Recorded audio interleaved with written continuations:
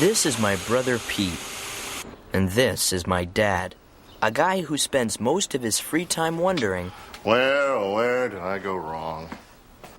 Over the years, he's tried his best to turn Pete into a model son. See, you just go over the grain in a circular motion, and soon, The plan has not been all that successful. Pete's just Pete. He can't help it. Whether he's collecting burps, catching bugs, or staring into the electromagnetic vortex of a lunar eclipse. Yes. There's always been a certain Pete approach to life. Dance, senorita, dance. That Dad has never appreciated. Even when Pete tries to please Dad, like the time he put a high-gloss finish on the lawn for Father's Day, he just can't win. inside! Pete knew they'd never be like other fathers and sons, building tree forts together and fishing for smelt. He didn't really want that anyway. All he wanted was for Dad to accept him for the Pete he was. I didn't think he had a chance. I mean, you know how dads can be.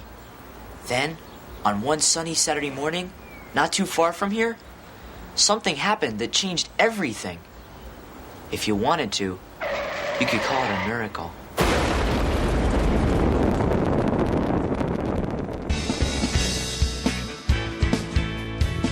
It's mighty strange. You looking happily deranged. Can you settle the shin bed? Or have you picked your target yet? Listen, dear. Don't your dog bite? Listen, dear.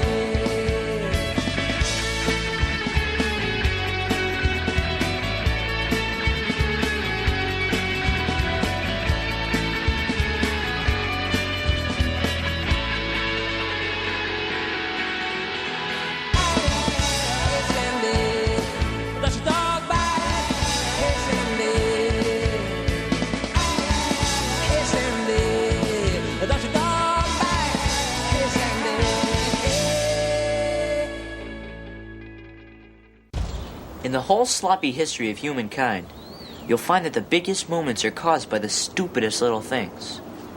A prime minister accidentally farts and whammo. It's the Korean War. In the case of Pete and Dad's miracle friendship, It all started with a blacktop grudge match between my dad's '88 Dodge Aries and Mr. Hickle's fuel-injected throttle jet 5000. Vroom, vroom. Suck my fumes, Nimrod. they used to be friends, but ever since the bicentennial, when Mr. Hickle inadvertently melted our bird bath, the two of them started a feud that's been building ever since. The only problem is, Mr. Hickle also happens to be the father of my all-time best friend, Ellen Hickle. Over the years, we've tried to ignore their feud, but when we heard it was all coming down to this one final race, well, we had to take sides. I pitched in by drawing a map of the course, while Ellen did her part by making this perfect Mr. Hickle action figure to ride in the car during the race. How do I look, honey? It was a true labor of love, and soon they grew closer than any father, daughter, and action figure should be. Nice. As for Pete, he sculpted a stainless steel voodoo hood ornament. But as usual, his best wasn't good enough for Dad. Whose side are you on, anyway? I mean, not only will this thing weigh me down, it's completely unaerodynamic. I mean, it could cost me the race. Despite the rejection, Pete wasn't about to give up yet. Not while he still had his own personal superhero, Artie, the strongest man in the world. Pete never did trust Phil Hickle, much less the Phil Hickle action figure, and he knew if he could dig up some dirt, he could prove himself to Dad once and for all. Sure enough, Mr. Hickle was up to no good, secretly souping up his car with an illegal overdrive button. He's bypassing the alkaline transducer grid with a turbostatic overdrive. What? He's cheating! Cheater! Cheater! Big fat cheater, man! Foul! I claim foul. I do agree with my claim. It was the break Pete had been waiting for. Cheaters never prosper. Mr. Hickle had left him with no other choice. With the big race just hours away, there was only one course of action left. Sabotage. The scene was set for a day of reckoning my dad had been waiting for 16 years.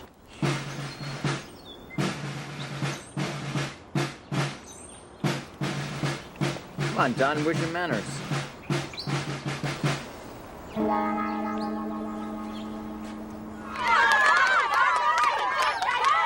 Finally, the big race was on. Dad cranked his turbocharged V8 engine to maximum thrust and quickly roared to a commanding lead. Don't mess with the best pellet head. Come on, baby. But as they turned the corner at West Platelet Avenue, Mr. Hickle hit the button on his secret weapon. And the throttle jet surged ahead. Poke me with a stick! Then, just when Dad seemed dusted, the results of Pete's sabotage became beautifully clear.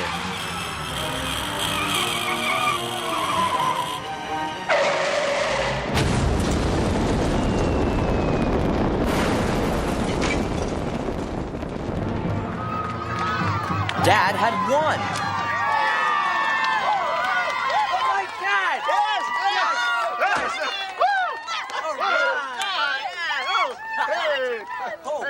Where's Pete? Beats me. Oh, I figures he missed my big moment.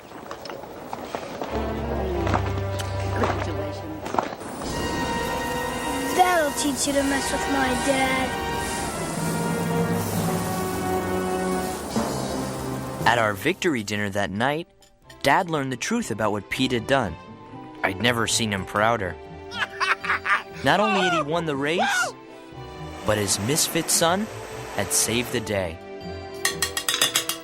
And there, you know what else my little commando did for me? What, dear? He gave me this.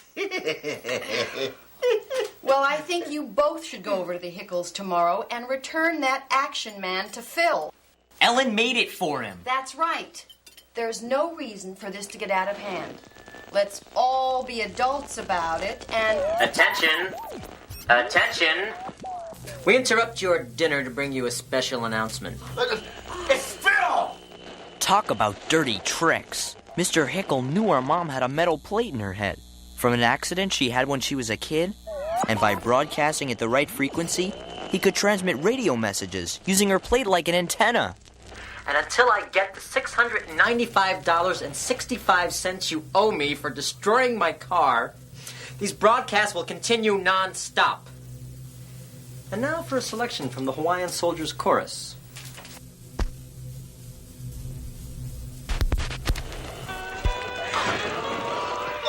Mabova, you want a war, pal? You got it! Prepare to die, blowhole! After a lifetime of having nothing in common with Dad, Pete finally had a chance to share his all-time favorite hobby. Revenge! In just 10 days, they'd built a command center NASA would have killed for. Surveillance monitors, radar screens, a satellite-based infrared camera, and more. That's Pete's idea. It automatically flushes a toilet in Hickle's house. He gets in the shower and boom! We boil his butt! I don't like it, Don. I don't like it one bit. You know, I don't like it either, honey. But Hickle has left us with no other choice. Isn't that right, Shorty? Family, we are in a state of war. And as such, each member will be expected to sign a loyalty code that prohibits, among other things, fraternizing with the enemy. Dad, Ellen is my best friend. Was your best friend. I won't sign it. Son, I know it's hard, but think of your poor mother, forced to wear a helmet to muffle the constant pounding of polka music. It's not so bad. I don't know, Dad. The maniac is playing polka music, son. Sweaty men and lederhosen squeezing accordions. And if we're going to stop him, we're going to have to do it my way. Our way. Oh, that's right. I'm sorry, son. Our way. Don't be a wuss.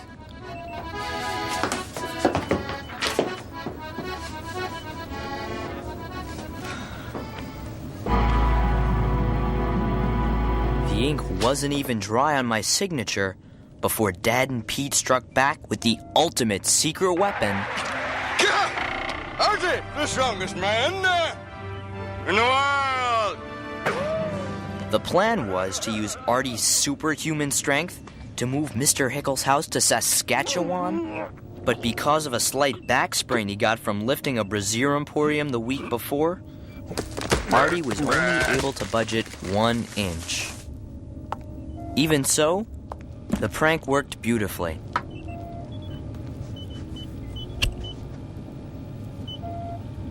And with that one tiny little inch, the Great Prank War was officially underway.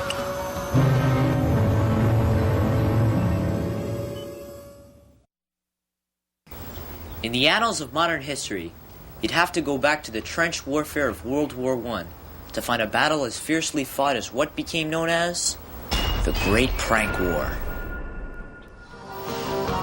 Nobody messes with Phil Hickle. Nobody!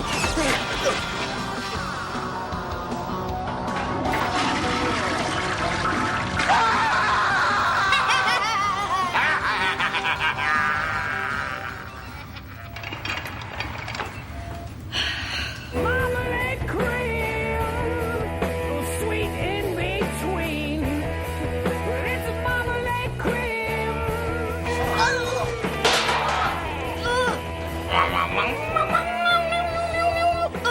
Guitar solo. Ready.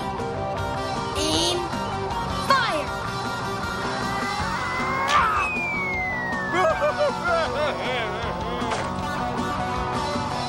Take that, grunge bag.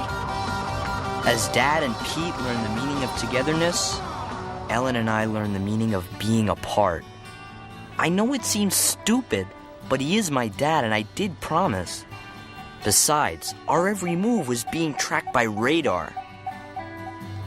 Since we knew the payphones were tapped, we had to communicate by dropping off secret letters with crossing guard Kenneth G. Keegan, a man who had seen maybe one too many spy movies.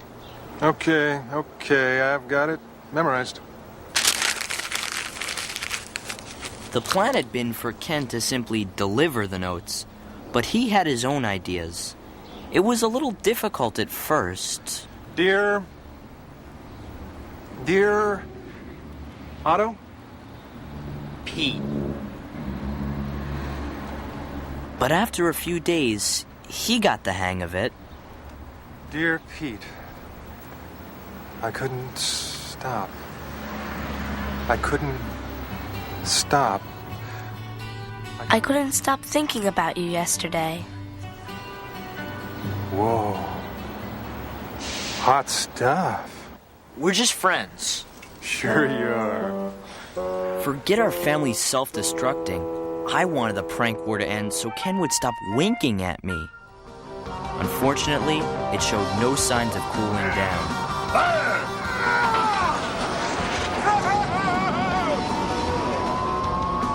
Ready! Aim! Fire! Better watch your cholesterol, Phil. My dad's a mess, Pete. A total mess. All he cares about is revenge. I don't know him anymore. I hate to say it, but I think the only thing we ever had in common was that stupid action figure. I know he expects me to be a good, loyal daughter, but too bad. This war has got to end. Ellen? Ellen, it's your daddy. I'd like to speak to you for a second. I don't know if it'll work, but I've started giving him the silent treatment. Ellen? I know you're in there. I just can't take it anymore. I don't know if you miss me, but I miss you. I really, really miss you, Pete. Thanks, Ken.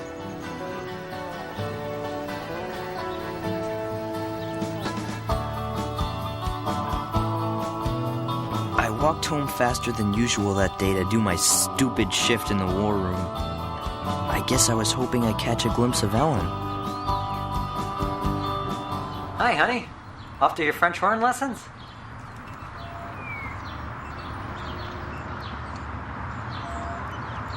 Ellen Josephine Hickle. What have I done? When I saw her, I knew who I had to be loyal to. And it wasn't Dad or Pete. I miss you too, Ellen.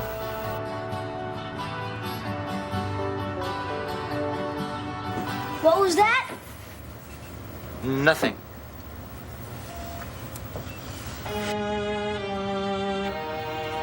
Pete, I can't take this anymore. You've got to call it off. No can do, comrade. I know why you're doing this. It's Dad, isn't it?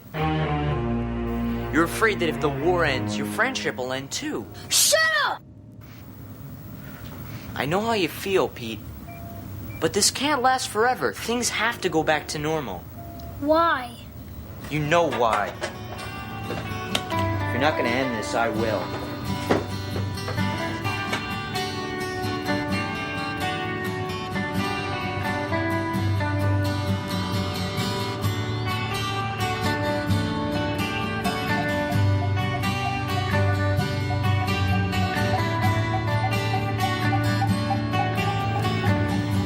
Pete, hi! Hey. Hi. Did you get a haircut? Yeah, do you like it? Pete, what about the war? That's what I want to talk to you about. How's the silent treatment working? It's been hard, but I think it's finally getting to him. Don? I know you're out there. Listen to me. This feud has gone far enough. I surrender. It's over, Don. You win. I'll tear up the bill. I'll turn off the music. I'll forget about everything. All I'm asking you to do is just give me back my action figure. I'm sending over the car right now. Just buckle him in the seat and I'll do the rest. I don't know what this war has done to your family, but between you and me, it's tearing mine apart. Please, Don. My daughter made that action figure for me. It means a lot to us.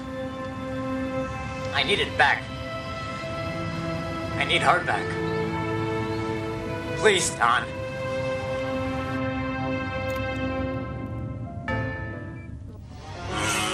With the fate of the prank war entirely in his hands, Pete made a command decision.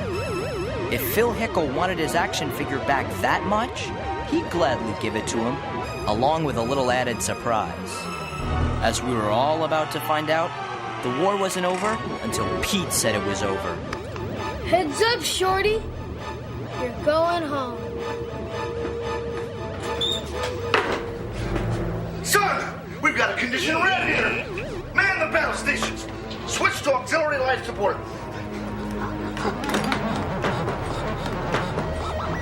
What's that flame hole up to?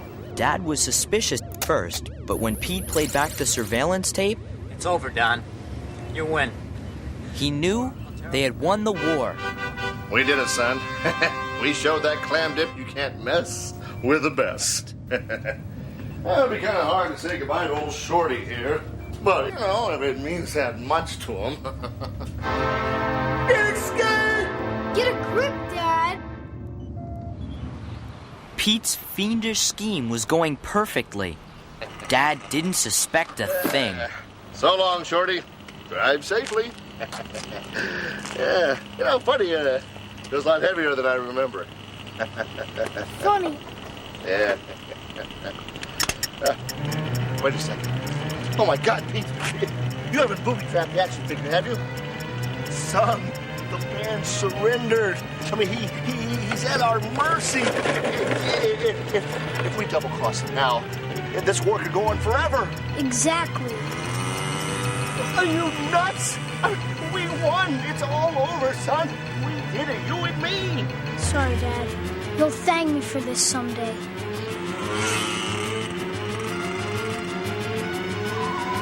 Oh, where did I go wrong? Dad! Listen to me. Pete's out of control. You've got to put an end to this before it's too late. You're absolutely right, son. I am? Yeah, now come on, everybody. You too, mister. Let's go. We've got to stop that car. Suddenly, it was the big race all over again. Only this time, Dad had more on his mind than revenge.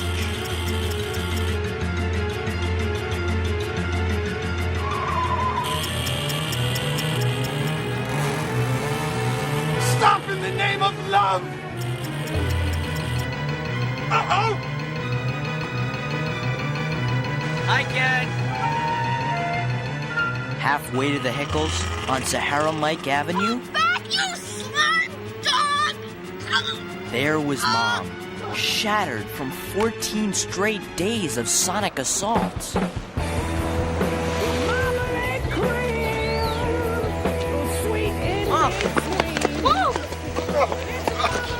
Don't worry, honey. It's almost over. Are we gonna kill him? No, we're going to save him.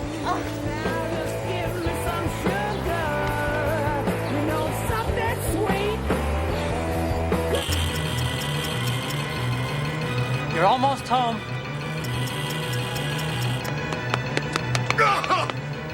Speed kills.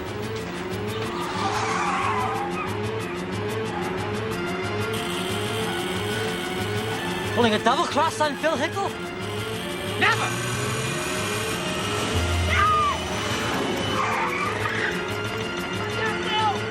It's booby trapped!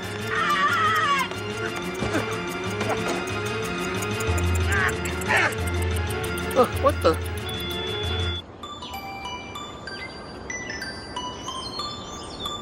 That's a lousy watch. Huh? Oh, Don, are you okay? Yeah. What's all this about, a booby trap? Well, that's what I'd like to know, Phil. It had all been a trick, a fake-out to end all fake-outs. Pete knew the only way the feud would end for good was if Dad and Mr. Hickle came together and became friends again. Even though it might mean losing his own friendship with Dad, Pete had to end the war his way. The Pete way. Suddenly, Dad understood everything. Pete! Pete, wait, Pete! Pete, wait up, Pete! It's all a trick, wasn't it? I mean, to get me and Mr. Hickle friends again. Well, son, it worked. I mean, I gotta hand it to you. You did all right. Well, now we can get things back to normal around here. Well, you know, almost normal. You know what I mean.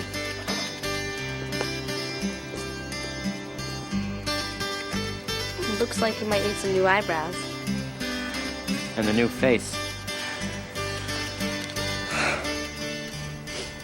That's pretty much the whole story. Artie moved the house back to where it belonged. Ellen and I vowed to never let anyone keep us apart ever again. And Mom, she let Mr. Hickle know there were really no hard feelings. As for Pete and Dad, well, they might have lost the one thing they had in common now that the war was over, but in the end, at least they found each other.